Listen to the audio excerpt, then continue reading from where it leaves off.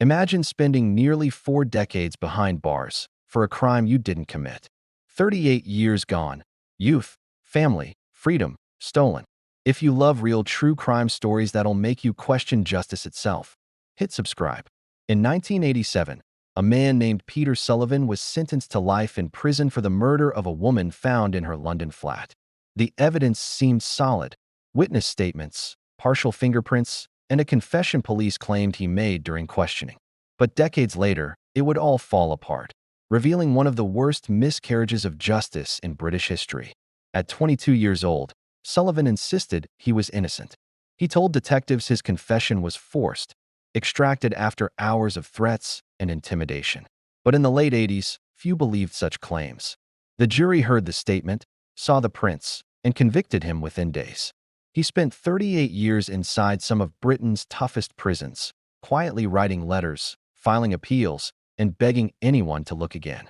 Then, in 2024, a new review team reopened the file.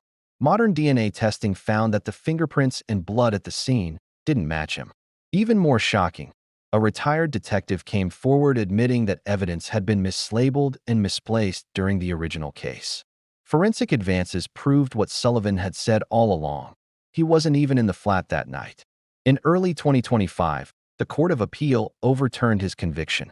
Peter Sullivan walked out of prison a free man at 60 years old. His first words?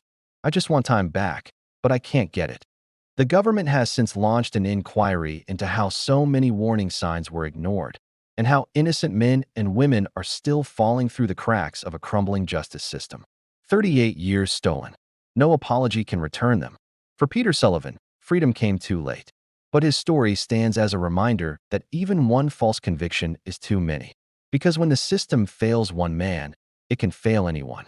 This is Crime Source. Real stories, no fiction. Subscribe for more.